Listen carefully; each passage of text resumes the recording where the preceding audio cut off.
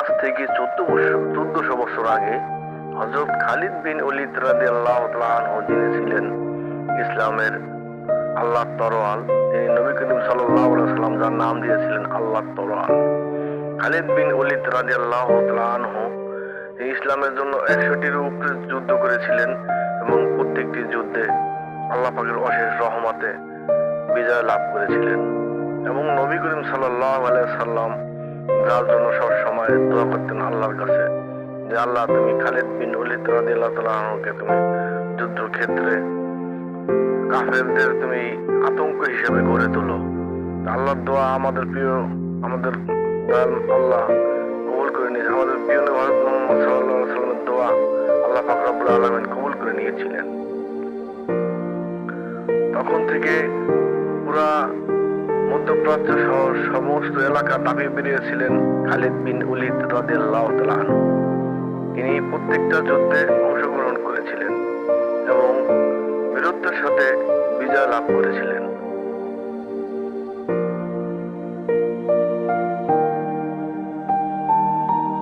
বন্ধুরা, দয়া করে আমার ভিডিওটি ভালো লাগলে চ্যানেলটি প্লিজ সাবস্ক্রাইব করবেন, দয়া করে সাপোর্ট করবেন।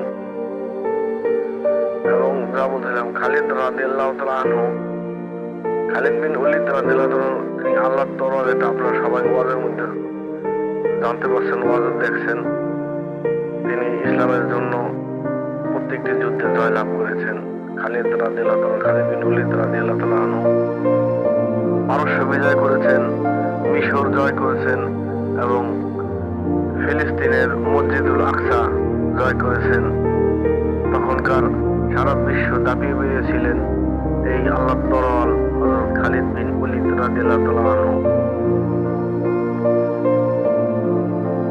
তার উপরে তাকে অনেক সাহাবীরা বিশ্বাস করতেন, ভালোবাসতেন এবং তিনি কখনো কোনো যুদ্ধে, আজ পর্যন্ত কোনো সময় কোনো যুদ্ধে হারেননি। তিনি সবসময় আল্লাহর খাস রহমত তার উপরে ছিল এবং প্রত্যেকটি যুদ্ধে মুসলমানরা জয়লাভ করেছিলেন।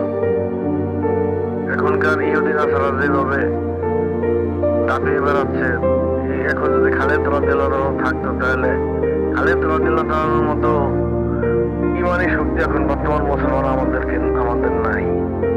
আমাদের ইমানের শক্তি দুর্বল বলে আজ আমরা মুসলমানরা জায়গায় জায়গায় অত্যাচারিত হচ্ছি, মার খাচ্ছি।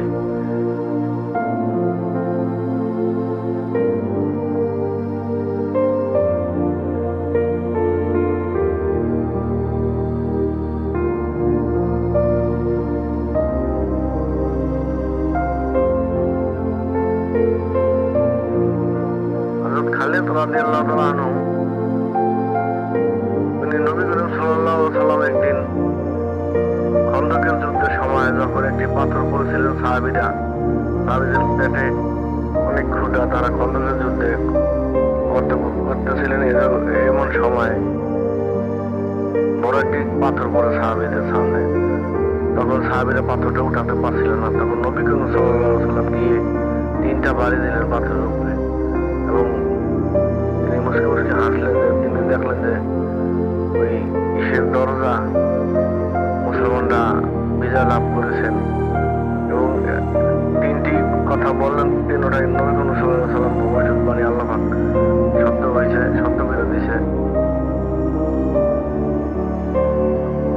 এবং তখনই হযরত খালিদ রাদিয়াল্লাহু আনহুর কথা বলছেন তিনি, সারা বিশ্ব মুসলমানদের আনার একদিন আসবে, বিজয় হবে, ইসলামের বিজয় একদিন হবে ইনশাআল্লাহ। বিজয় হয়েছে, সারা বিশ্ব মুসলমানরা শাসন করেছিল।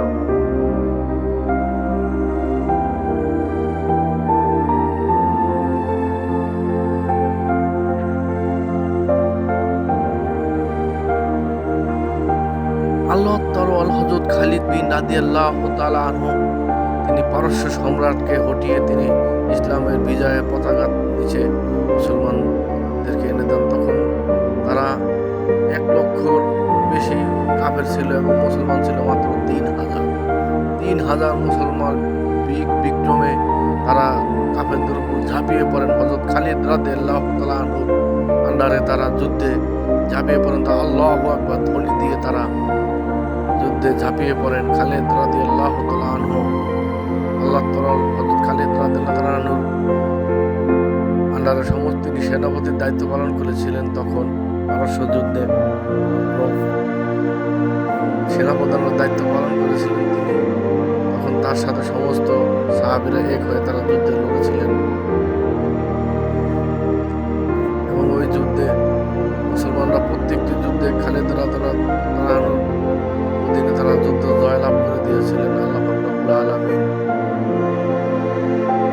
এই ইসলামের পথে যারা থাকবে তাদেরকে আল্লাহ পাক কোনোদিন ঠকায় না, তাদেরকে মারে না। আজকে আমাদের পরিণতি, আমরা ইসলামকে ভুলে গেছি, ইসলাম ছেড়ে দিয়েছি, আত্মীয়কে ভুলে গেছি। আজ আমরা অর্থ সম্পদের পিছনে পড়ে গেছি। আজকে ইহুদি নাসারারা আমাদেরকে টাকা দিয়ে কিনে ফেলছে আর আমরা ইসলামকে বিক্রি করে দিচ্ছি। এজন্য আজকে আমরা মুসলমানরা জায়গায় জায়গায় মার খাচ্ছি ইহুদি নাসারা কাফেরদের হাতে। যতদিন পর্যন্ত মুসলমানদের ঈমান মজবুত না হবে ততদিন পর্যন্ত মুসলমানদের মার খেতে হবে। তাই মুসলমানদেরকে বাঁচতে হলে ঈমানি শক্তি হযরত খালিদ রাদিয়াল্লাহু তাআলা আনহুর মতো ঈমান লাগবে, আবু বকর সিদ্দিক রাদিয়াল্লাহু তাআলার মতো ঈমান গড়ে তুলতে হবে। তাহলে একমাত্র সম্ভব। কোনো মুসলমানকে দেখলে কাফের নাসারা ভয় পেয়ে যাবে।